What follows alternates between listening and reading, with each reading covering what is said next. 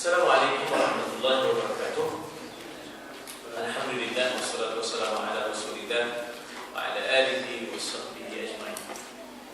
Alhamdulillah, kita bersyukur kepada Allah kita berjumpa semula di dalam pengajian kita ini. Minggu demi minggu kita melalui bab demi bab, mudah-mudahan ilmu yang kita dapat ini sama-sama kita hayati di dalam kehidupan, kerana sebenarnya ada beza antara maklumat dengan ilmu. Banyak orang bermaklumat tapi tak semuanya menjadi ilmu. Apa beza antara ilmu dengan maklumat? Maklumat ini hanya di dalam akal pemikiran sahaja, itu maklumat. Tapi kalau ilmu ni dia sampai ke hati, maknanya dia sampai ke hati dan kemudian dia mempengaruhi peribadi. Dia mempengaruhi peribadi. Itu yang dikatakan ilmu. Zaman kita ni zaman orang banyak maklumat,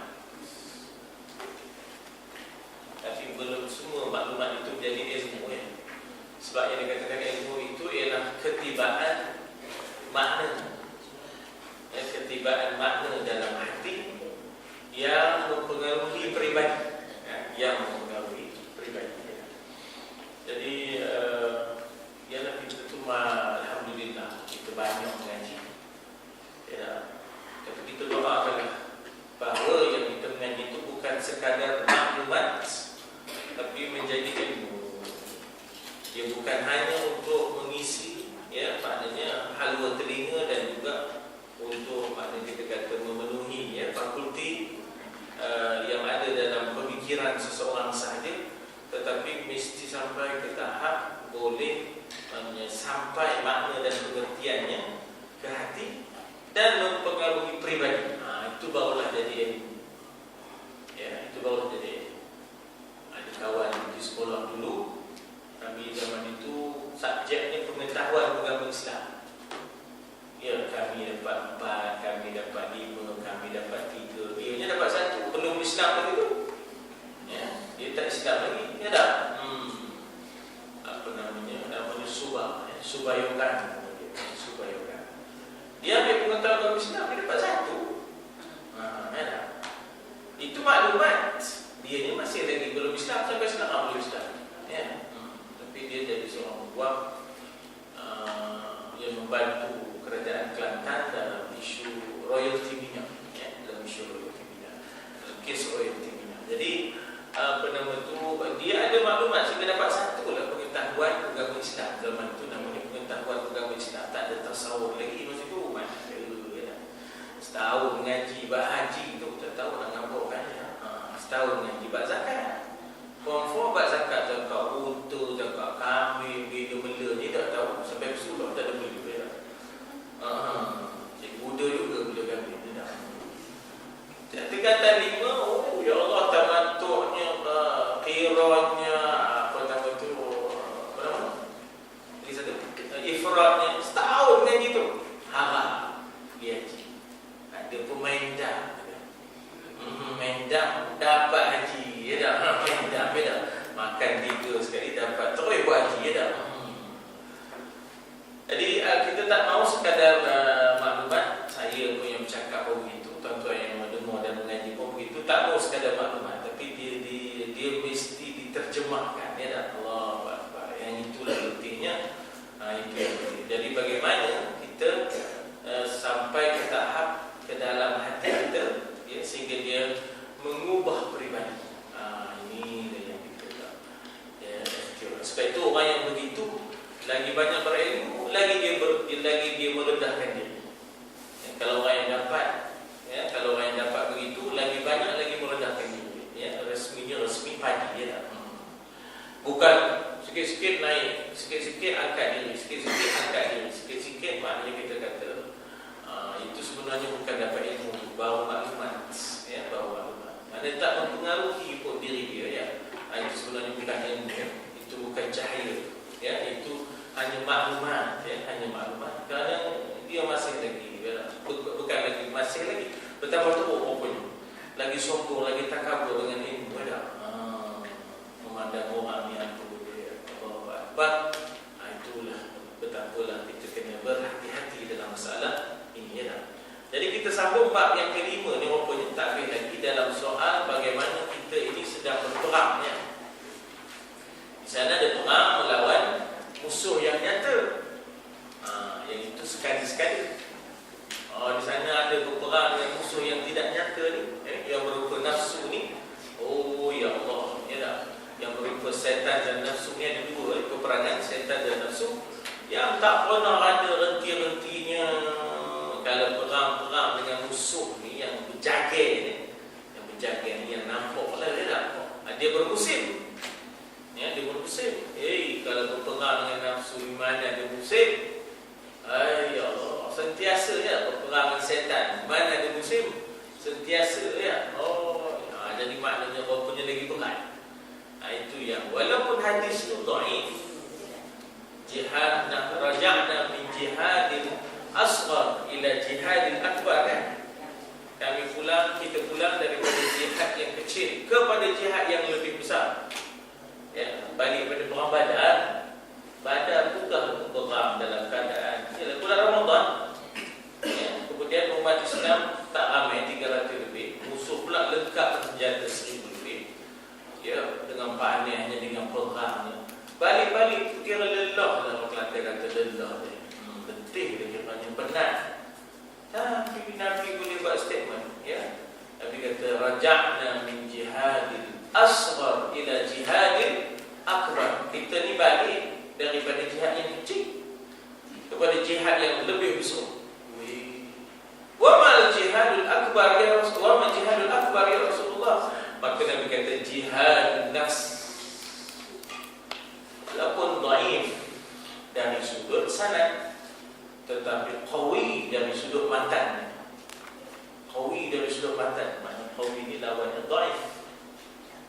Ya, walaupun maknanya sanadnya dhaif, itu takdirnya dia dhaif sebab kebetulan yang menyampaikan itu wibawanya ada kecacatan, pelupa ke, ataupun apa ni kita kata hafalan itu tidak stabil ke, ya, kejap opini. Namun walaupun dia dhaif dari sudut sanad, tapi qawi dari sudut matannya, substance, bahan yang dia bawa itu qawi. Sebab memang benarlah jihad dengan musuh tu ada masanya. Tapi jihad dengan nafsu, di mana ada hadnya? Tak ada. Jihad dengan setan, mana ada hadnya? Majang je. Sampai nak tumpuk, sampai nak tumpuk, sampai nak mati, ya. Sila dulu. Wala tamutunna illa wa antum muslimun. Jangan sekali-kali kamu mati melainkan kamu mati dalam Islam. Kan arahan kepada ya ayyuhalladzina amanu tu. Ya, kalau dah aman, ya, dah beriman, pom-pom lah mati dalam Islam. Jangan kiri kanan ada lagi setan. Ya tak? Bila nak mati tu ada semua. Pada belah kanan meropa dengan ropa ayah, belah kiri meropa dengan ropa mak, ya, hujung, ya, supaya kufur kepada Allah. Tak ada hentinya jihad menentang nafsu dan jihad menentang setan, ya tak? Jadi jihadun nafs, Nabi kata jihadul akbar itu ialah jihadun nafs. Jadi maknanya dia punya substance, dia punya mata yang kuat, memang betul, memang sungguh. Bahkan orang yang pergi jihadul adu tu, jihad menentang musuh tu, belum tentu dia menang dalam jihadun nafs. Hebatnya dia berjuang menentang musuh, rupanya dalam hatinya dia ada riya, dia nak tunjuk. Kan dia sudah tewas jihadul nafs. Jihadul adu, jihad menentang musuh yang berjaga, dia menang. Rupanya dalam hatinya dia galau. Iaitu dia rupanya jihadnya bukan kerana Allah. Dia tak jihadnya pasal dia rupanya terlibat dalam jihad menentang musuh itu. Rupanya untuk bangga-bangga, untuk nunjuk. Ya tak? Tahu macam mana teman, ya tak?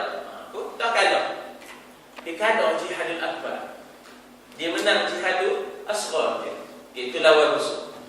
Dan saya nak kaitkan maknanya kadang ya, kalau dia dhaif, ya, kalau dia dhaif, tetapi kalau matannya itu qawi, ya, matannya itu kuat, substannya itu kuat, memang kita ya, berdepan dengan wa ma ubarri'u nafsi inna nafsa la ammaratun bisu. Tak boleh harap pada nafsu ni pasal dia sangat mengajak kepada kejahatan setiap detik, setiap ketika, ya tak? Ya tak? Sebab itulah makanya kita kata betapa berat dan berdepan dengan jihadul nafs, ya, wa syaitan, ya tak? Nah, Hatim Al-Aqsa berkata nafsu tempat peristiharan. Nafsu kita ni kalau kita tak lawan dia, kalau kita biar dia menguasai kita, kalau kita tak sibukkan diri kita dengan kebaikan, kebajikan, ya tak? Mudah betul. Dia berehat, steady, ajak kita berehat, dan akhirnya dia akan, kalaupun disibukkannya kita, disibukkannya dengan perkara-perkara yang maknanya yang lain, yang melalaikan, ya? Disibukkannya kita dengan perkara-perkara yang melalaikan. Disebut nafsuka illam tushghilha tushghiluka. Nafsu kamu itu kalau kamu tak sibukkan dia dengan kebaikan, kebajikan, buat baik, nescaya dia akan sibukkan kamu dengan kelalaian, kejahatan dan sebagainya. Maka ilmu adalah pedangku, kata Hatim Al-Aqsa. Ya, ilmu itulah peranan untuk maknanya berdepan dengan makna kita kata nafsu kita ni. Jangan sampai kita begitu bernafsu tapi rupanya tidak disuluh oleh ilmu, akhirnya kita menghina ahli ilmu. Zaman kita ni ada orang yang menghina Imam Syafi'i, ada orang menghina Syekh Daud Fatani. Ya, Syekh Daud Fatani bangun menentang siang. Mika bangun apa? Ya, nak menentang apa? Apa yang dia tentang? Ya tak? Kadang orang itu orang tak tahu sejarah. Bagaimana kalau kita melihat tulisan Syekh Daud Fatani mengajak orang Fatani yang ada di Mekah tu, ya tak, balik, mari tolong kami ni melawan Syiah ni, ya tak, yang menjajah kita ni, ya tak. Orang tak baca itu, ya, orang tak baca itu. Shh, kata dia. Daud, kata dia. Ini buat Syekh Daud tadi, Daud, kata. Oh begitu juga, kata. Mika siapa? Dia siapa? Apa jihad Mika? Ya tak? Apa jihad dia? Ui, mak. Ya, dia menentang Syiah itu maknanya dia menggadaikan nyawa dia. Dia mengajak Syekh Syamsuddin Sumatrani daripada Sumatera, mari bersama, katanya. Jangan hanya tenggelam dalam ilmu, ya tak? Dengan dialektika, dengan perbahasan. Tetapi bagaimana musuhnya kita biarkan. Ui, siapa kita? Ya tak? Nak merendah-rendahkan orang. Tuan-tuan, kalau kita, ya, kalau kita sudah merendahkan ahli ilmu, sebenarnya ilmu kita tak aman. Ilmu kita tak aman. Ya, jadi dengan sebab itu jangan seenaknya kita merendahkan ahli ilmu, ya. Berjaga-jaga, insya-Allah. Nah, jadi dikata ilmulah sebagai pedang. Dan dosa adalah kegagalanku. Dan dosa ini meresahkan. Ya. Dia katakan dosa itu ialah mahaka bihi nafsuka, sesuatu yang meresahkan dirimu. Itu yang dikatakan dosa. Jadi sebenarnya dosa adalah rantai dan belenggu dalam neraka. Ya. Diterjemahkan dosa itu dalam neraka dengan rantai-rantai dan belenggu yang membelenggu kita. Itu dia kita kena jaga. Ya. Sedangkan syaitan itu musuhku. Ya. Oleh kerana itu fattakhidhuhu aduwwa, ambillah dia sebagai musuh. Jangan bermusuh sesama sendiri. Know yourself and know your enemy. Ya tak? Kenal diri anda dan kenal musuh anda. Saya berapa kadang-kadang risau dengan orang Islam suka bermusuh sesama dia. Lagi satu yang saya risau, di kalangan ahli ilmu nak bermusuh dengan ahli ilmu. Itu yang cukup risau. Ya tak? Itu yang cukup risau. Ya tak? Kita kena ada adab-adab berbeza pendapat. Ya tak? Kita kena ada adab berbeza pendapat. Kita kena ada, maknanya kita kata faham antara yang dikatakan prinsip, ya, dengan yang disebut sebagai khilafiyah. Ada khilafnya, ada perbezaan, jangan dipaksa-paksakan. Ya, kalau ada perbezaan khilafiyah, namun pun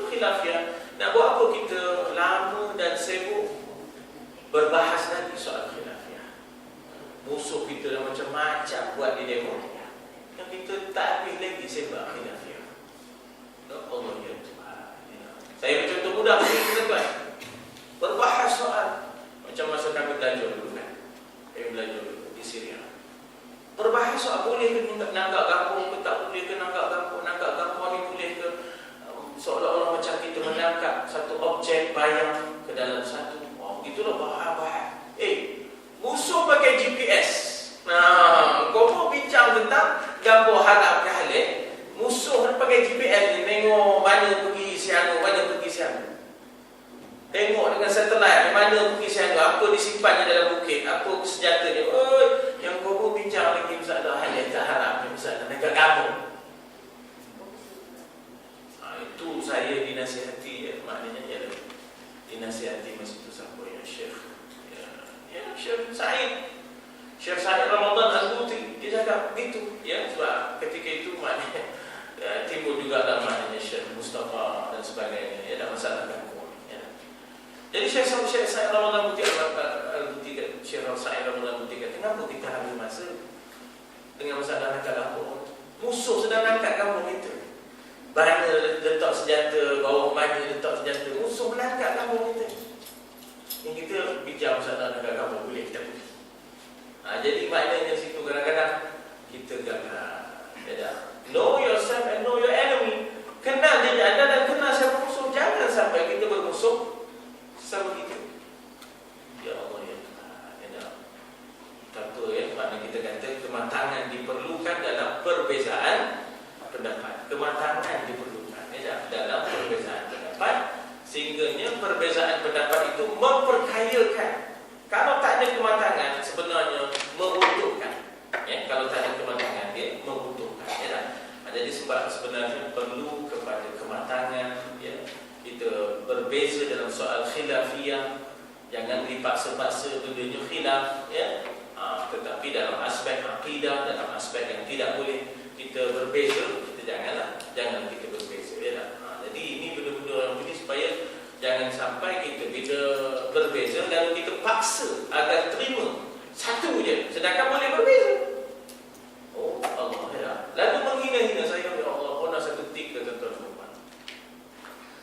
Ada seorang tu dia di Syria, iaitu dia ni kedai buku. Dia jaga kedai buku, dia jadi pembantu kedai buku. Tapi dalam masa sama ini mengaji ke sana kemari.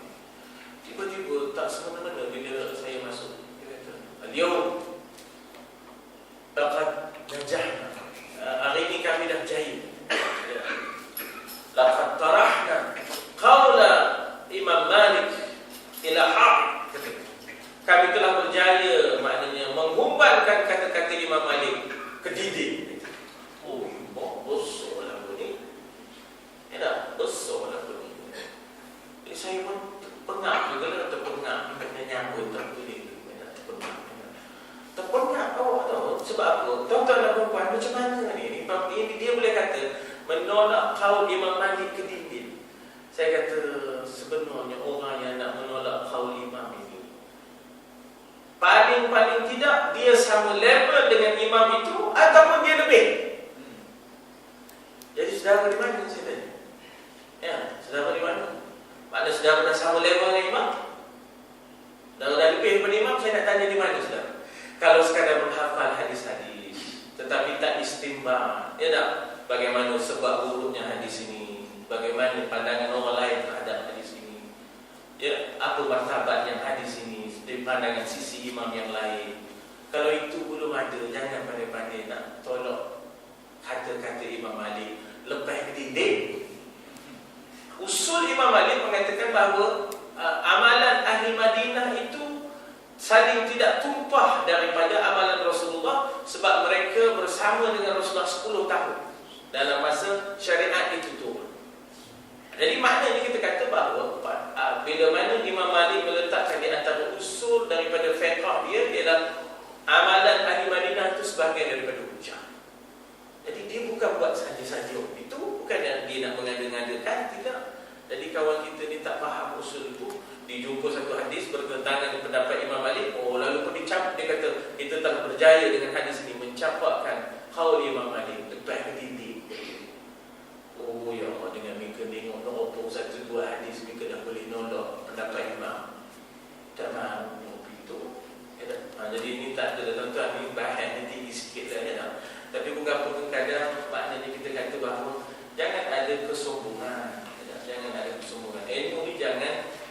sampaikan dan kita terima dengan kesungguhan, ya. Nah, kita kena ada merendah diri dengan ilmu ni dan ahli ilmu, ya.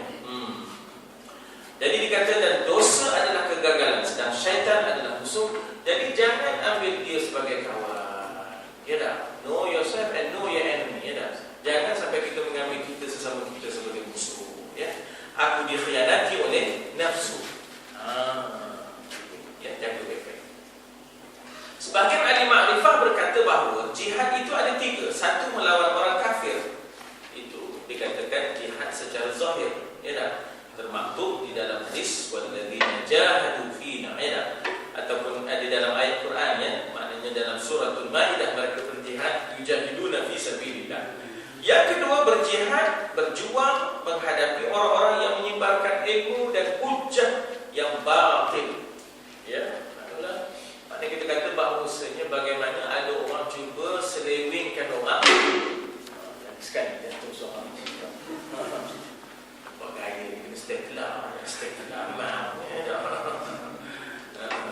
dia tu licin, tak apa, tak mau berjaga yang mau lena jadi maulana, tak apa, insyaAllah. Jadi kita berdepan dengan orang yang cuba maknanya menjauhkan dan melarikan orang, ya, daripada kebenaran, daripada Allah Subhanahu Wa Taala.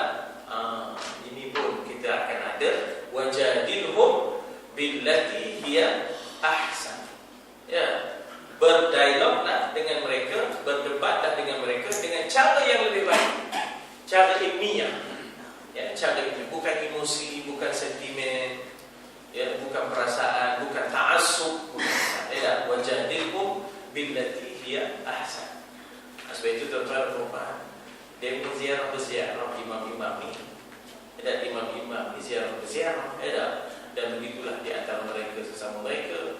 Maknanya anak-anak muridnya ziarah, tak ada nak taksub dan Imam Syafi'i bila pergi ziarah, ya, maknanya ke Baghdad, dia tak berkunut ketika dia jadi imam. Lalu orang tanya, bukankah sahabat, bukankah mazhab tuan berkunut subuh?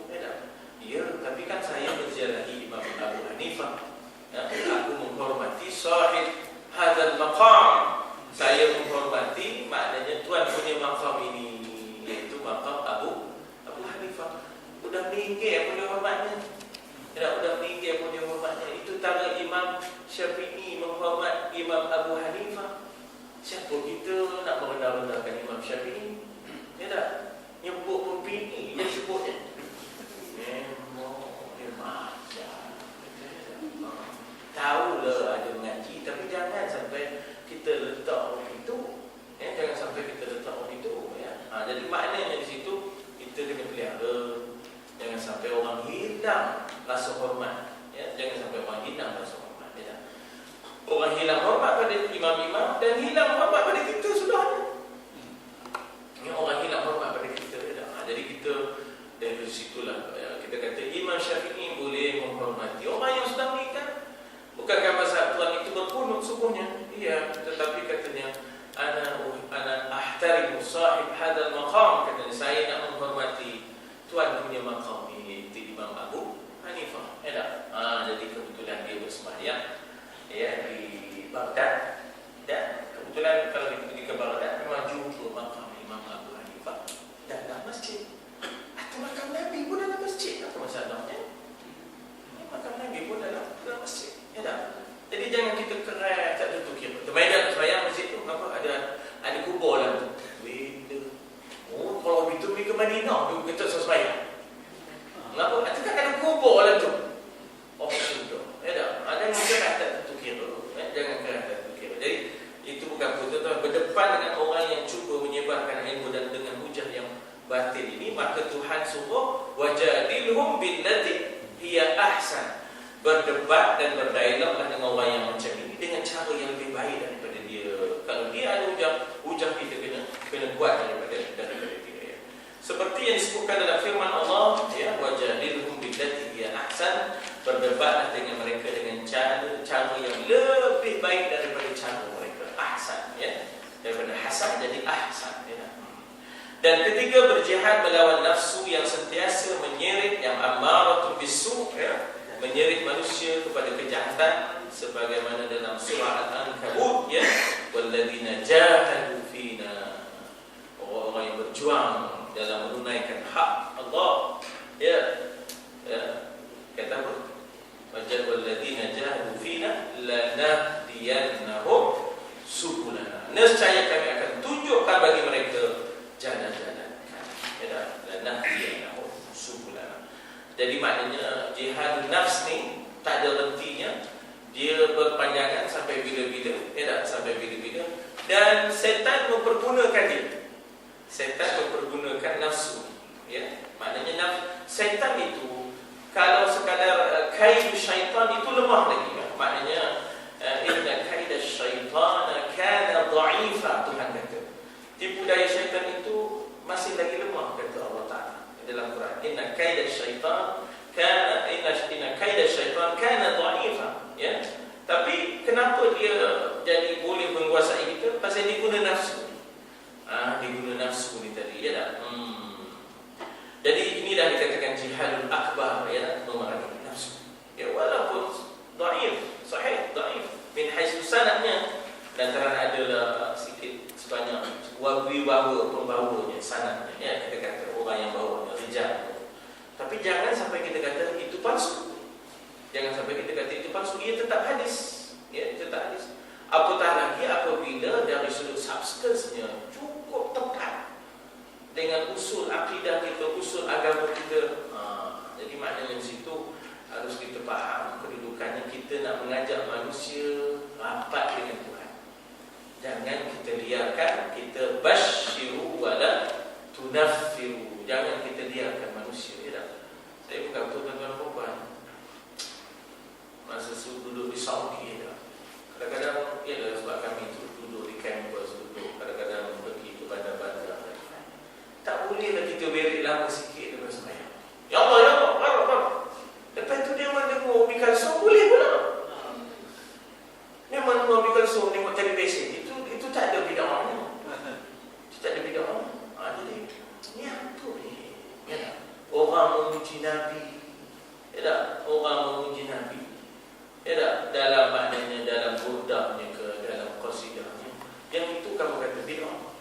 Ni yang memuji Allah, memuji manusia, memuji perempuan ni apa, ya? Dalam lagu-lagu yang bukan-bukan. Ya, tuan-tuan, kita kadang-kadang tak tahu bulan lagu tu. Kita ingatkan lagu tu semua tu, itu apa tak? Bukan ada je. Bukan ada je. Kita tahu maknanya, tak betul.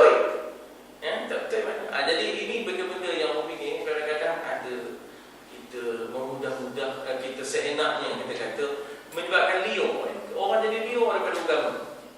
Minta maaf tak maknanya. Jadi orang dah tak ada dah nak berdamping-damping, nak memesra dengan Tuhan. Panjang sikit. Kita kalau dating kan kepanjang sikit. Sehingganya cepat penuh masa berlalu. Sungguh masa mencemburui kita. Kita dating tu kan, aina matakum yudrikumul maut, ya. Lama sikit. Kau dengan Tuhan ni tak boleh nak lama. Belum dah apa-apa dah mula nak melipat sejadah. Kita ni tengok nak rapat-rapat mata sikit, nak cari khusyuk. Tiba-tiba rasa kaki kita terusik-usik. Orang ni dah melipat sejadah. Mau cukup tak rahsia betul, ya tak? Udahlah datang lambat. Ngimbo orang ngimbo cepat. Tidak. Ada. Orang bang ni mengutik hansat lagi. Bukan orang sini tempat lain.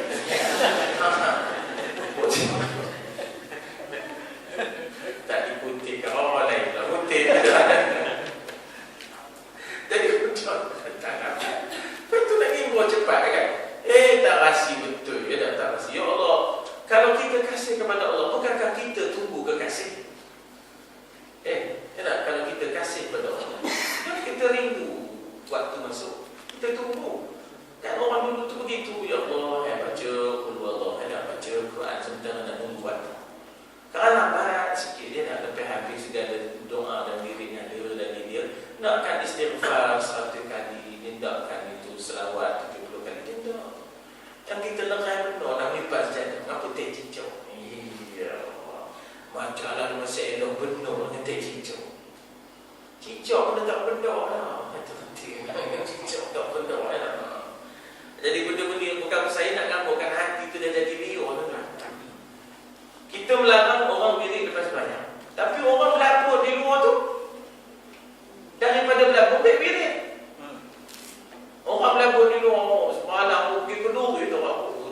nak masuk laut usaha tu. Kamu tahu kamu masuk macam mana dia? Ya Allah, daripada sembah yang usaha. Kayaknya dia memilih lepas bayar. Tak azam. Azam. Betul. Jadi maknanya di situ kita kata bagaimana dalam soalan ini kita hebat itu basic. Maknanya bagaimana kadang orang ini meliarkan manusia daripada Tuhan. Ya tak? Atas dasar, atas alasan, ya atas dasar dan alasan sunnah ni tadi. Ya, atas dasar dan alasan nak ikut sunnah ni tadi. Dia jadi bukan salafiyah, jadi salafiyah. Makna salafiyah tu jadi kasur, jadi kasur. Kita sebut nak ikut salaf. Jangan jadi salafiyah, jadi kasur. Apa mu'alaf sangat dan kata kau semayang, udah tu, tak ada orang cuma bida'ah ni. La ilaha illallah, orang tua tu kemari. Zaman 50-an, 60-an, mari duduknya macam benteng, kamu tahu? Zaman 50-an, 60-an, mari dia duduk macam benteng. Lalu malam gitu tangan. Ya, bila lalu malam, utara kucang, jadi dia nak ganti antara kucang, dia biar dia lama. Tak perlu baru ngaji dah pemain lagi. Dia dah lama mau wirid lama. Ya Allah, kita berhebat caranya. Jadi saya terasa semua saya sebab saya duduk di Saudi, saya tahu. Kalau lama duduk Saudi tapi duduk 2 tahun juga lah. Dan maknanya kita merasai apa yang itu ya. Kosong, sepi. Ya tak terasa, tak mesra. Ya tak mesra, terasa keren begitu ya. Jadi maknanya kita tu ya Allah, biar manusia ni kan ada seninya ya. Manusia ni kan ada seninya. Tuan-tuan, dia berbalik ke Afrika, kawan-kawan yang balik ke Afrika tu dengan cara yang keras tu, bukan lagi bertumbuk sampai berbunuh. Pasal masalah bid'ah. Bukan lagi bertumbuk sampai berbunuh. Kesong tu pasal letak tangan. Kesong pasal letak tangan je. Ada masa tak letak tangan, ada masa letak tangan. Klien itu sampai berbunuh, tak kerat. Tu punya itu kita kata bahawa bagaimana ya tak? Memang kita jaga-jaga dalam masalah ni ya tak? Jangan sampai kita maknanya membiarkan orang daripada agama ya.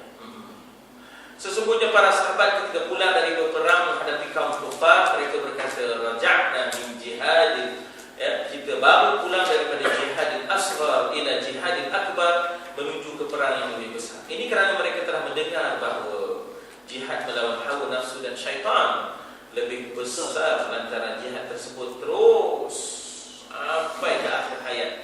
Masih ada lagi godaan-godaan itu ya tak? Sedangkan menghadapi kaum kufar hanyalah sekejap-sekejap. Lagipun nampak nyatanya ada pun nafsu ni tak nampak. Kadang-kadang tengah berperang menentang musuh tu pun datang nafsu ya. Datang nafsu. Lepas ni mesti dapat ghanimah. Ya tak? Mesti dapat al-anfal ya tak? Mesti dapat ghanimah ya tak? Mula dulu. Tak, kalau kita menang ni, kali ni aku dok sangat ya tak? Berapa gemuknya ya tak? Berapa dapatnya tak? Balok mana aku nak dapat kali ni tak? Dia mula-mula mengukur balok perpanjangan berapa harga ya tak? Mula lah tu. Aku tak ada, aku dapat JKQ doktor kata dengar. Mula lah tu kan. Dalam keadaan melawan musuh, udah dalam nafsu tu dah ada ya. Jelas kelihatan kalau musuh, sedangkan yang jelas menghadapi nafsu syaitan tidak kelihatan. Padahal menghadapi musuh yang jelas kelihatan lebih mudah daripada musuh yang tidak kelihatan. Apa pun tuan-tuan dan puan, kita ni bersepadu. Ya tak? Dengan dia kata nak jihadun nafsi, bila musuh ada di depan tak dilawan dia pula. Itu tak jadi juga. Ada jenis itu teman kira nak zikir dia sebab aku nak lawan nafsu sendiri. Ya, musuh datang ni, tak apa teman zikir tu. Itu pun tak senyum juga. Mana dia itu ya. Kita ambil pendekatan bersepadu ya. Sebab itu tahajud yang Nabi lakukan, yang Allah Ta'ala suruh tahajud itu, sebab Allah Ta'ala kata inna sanulqi alaika qawlan thaqila. Tahajud itu bukan matlamatnya. Tahajud itu adalah alatnya untuk menentang, maknanya untuk memikul tanggungjawab yang lebih berat. Tahajud itu bukan matlamat. Bukan tahajud itu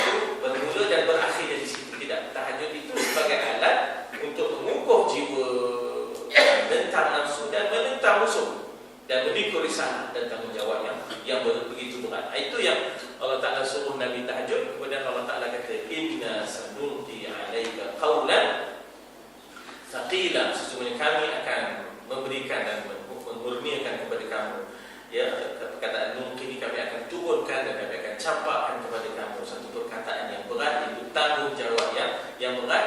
Jiwa kena kuat, tahajud kena ada. Itu yang maknanya kita kata zikir dan doa tu tak terpisah daripada tanggungjawab. Tak maunya dia zikir doa tapi tak ada buat tanggungjawab apa. Maunya masyarakat. Tak maunya zikirnya masya-Allah, tak. Dia punya tasbih ni begitu tu. Sosok tu banyak-banyak. Dia ada ini kezaliman di luar ni kamu biar. Penipuan, salah guna kuasa yang ada di luar ni, ya tak, kamu biar. Kamu kan? Tak boleh juga. Jadi kita tu bersepadu, tuan-tuan. Kita disuruh qaulul haqq 'inda sultanin jahil. Kata Nabi, afdalul jihad ialah qaulul haqq 'inda sultanin jahil. Seafdal jihad juga adalah kamu sanggup berkata benar di hadapan pemerintah yang tidak berlaku adil. Ya, ada apa pemerintah yang tidak berlaku adil. Jadi di situ ya, bagaimana kita kena ambil secara bersepadu ya, tuan-tuan. Jangan dapat satu hadis, kita pun bukan buat keputusan, ya dah, dah kesimpulan. Tak boleh begitu. Bahkan kita dengan orang pun kan begitu. Sekadar kita tengok dia kita buat kesimpulan, tak boleh. Sekadar kita dengar sekali dia cakap, kita buat kesimpulan, tak boleh. Nak dikaji lagi apa latar belakangnya sebelum ni, bagaimana dia ni, ya. Jadi dikata apa di situ, sedangkan menghadapi nafsu syaitan tidak kelihatan, padahal menghadapi musuh yang jelas, ya, kelihatan lebih mudah daripada musuh yang tidak kelihatan. Ditambah lagi syaitan yang mempunyai pembantu, ya, yang mempunyai pembantu di pihak kita, ya. Ada yang disebut qarin dalam diri kita tu, ya. Nuqayyid lahu, ya, nuqayyid lahu syaitanan qarina. Setiap kita tu ada setan. Lalu orang tanya kepada Nabi, engkau punya Rasulullah ada setan? Ada, kata Nabi, tapi aku dapat menguasainya. Ya tak? Wa man a'rada an dzikrir rahman nuqayyid lahu syaitanan qarina. Maksudnya disebut qarin, ya tak? Maksudnya disebut karin ke qarin kan? Qarin, ya tak? Siapa yang berpaling daripada mengingatiku, kata Allah, wa man a'rada an dzikrir rahman nuqayyid lahu syaitanan qarina. Kami akan, macam mana nak sebut nuqayyid? Maknanya kami akan kami akan ikat dia dengan satu syaitan yang akan mendampingi dia ke sana kemari, ya tak? Dan selain daripada syaitan yang mendatang, syaitan yang sedia ada dengan syaitan yang berdiri, itu ada dua, ya. Mana satu yang sedia ada dalam diri, setiap orang tu ada, ya. Dan kemudian dalam masa yang sama yang datang, ya, yang dihantar dan sebagainya. Jadi dikata pada situ ada pula syaitan mempunyai pembantu di pihak kita. Kemudian ada pula hawa nafsu, ya. Ada pula hawa nafsu yang dalam diri kita. Sedangkan kaum kufar tidak mempunyai pembantu pada pihak kita dalam diri, ya. Jika engkau berjaya membunuh orang kafir, kamu akan mendapat pula harta rampasan, ya. Namun jika engkau terbunuh menentang musuh yang nampak itu, engkau akan dapat syurga. Padahal jelas engkau tidak akan dapat membunuh syaitan, ya. Engkau tidak akan dapat membunuh dia. Tetapi jika engkau dikalahkan oleh syaitan, tentulah neraka dan siksaanlah jawabnya, ya. Sebab dikatakan, barang siapa kehilangan kuda sewaktu perang, seorang-orangnya kudanya jatuh ke tangan kufar. Tetapi barang siapa kehilangan iman, ya tak? Ya, kalau kuda terlepas ke tangan musuh, dia tu ada lagi. Ini imannya terlepas, ya tak? Imannya terlepas, ya tak? Sebelum ni kita dah baca kes ni kan, ya? Sebelum ni kita dah baca kes ni kan, ya? Bagaimana ada orang yang dihinggapi lalat, ya tak? Dihinggapi lalat kerana apa? Sesuatu yang pada diri dia, ya tak? Ya, kalau dihinggapi lalat itu satu hal. Ini dihinggapi oleh penyakit hati, sombongnya, takaburnya, sum'ahnya, riyaknya, ujubnya, lagi berat daripada lalat itu, ya. Lagi berat daripada lalat, ya.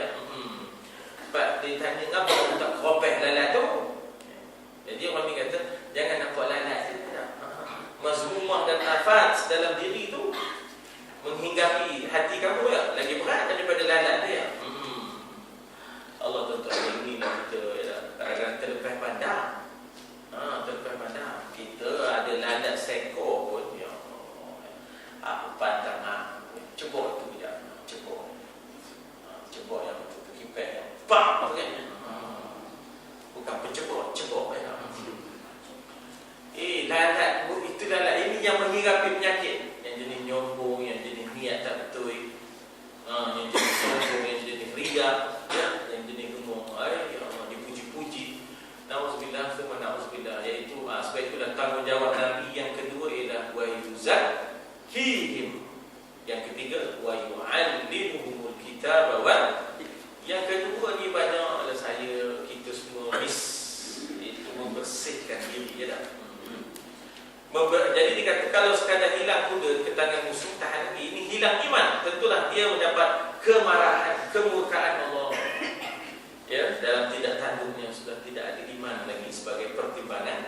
Dan barang siapa tertangkap oleh pihak kufar, ya, tidak akan tangannya diikat. Dikatakan bahawa setidak-tidak ataupun tidak akan tangannya diikat ke leher, kakinya tidak akan diikat, perutnya tidak dibiarkan lapar dan tidak dibogirkan. Tetapi siapa yang jatuh ke dalam kemarahan Allah, mukanya akan jadi hitam. Yauma taswaddu wujuh wa tabyaddu wujuh. Ya. Pada hari itu ada muka yang hitam legam, ada manusia yang mukanya putih bersih. Fa ammal ladzina swaddat wujuhuhum, tidak, ada pun orang yang hitam mukanya. Ada, dia kata apa? Mereka itu berada di dalam neraka. Ya. Tangan akan diikat ke leher dengan rantai. Ini yang dikatakan salasil. Inna a'tadna lil kafirina salasila wa aghlala. Aghlala di tengkuk, salasila di tangan dan kaki. Salasil ialah rantai kaki dan tangan. Aghlala adalah belenggu yang dipasung, ya, ditekuk. Nauzubillah, subhanallah. Tangannya diikat ke leher dengan rantai, kakinya diikat dengan tali api. Hammalat yang disebut sebagai tali api, ya dah, masad. Bahkan makanan, minuman, pakaiannya adalah api. Yashwi wujuh, ya dah, mukanya terbakar. Begitulah maknanya keadaannya. Sebab makanan ini adalah buah zakum, nauzubillah, ya, ghislin yang menggelegak, ya, maknanya yang akan mengoyak-ngoyakkan tali perut, ya, ia akan mengoyak-ngoyakkan tali perut. Tuan-tuan, kita kalau makan pedih, ya, kedai mama, dia punya kari pari, ya, kari pangat tu bila bagi dia punya hangat hijau, ya, perut ni kan, jadi kita jadi liban-libu, ya. Hangat hijau, libang hijau. Jumpa doktor bergaji, ya. Doktor kata apa sakit? Hangat hijau, libang hijau. Doktor bergaji tidak faham, ya. Dia tanya dia sakit. Masa itu dia hospital cakap minta. Ini orang apa sakit? Dia cakap, doktor, dia kata hangat hijau, libang hijau. Kakinya diikat dengan tali api, ya tak? Bahkan makanan, minuman, semuanya api, ya tak?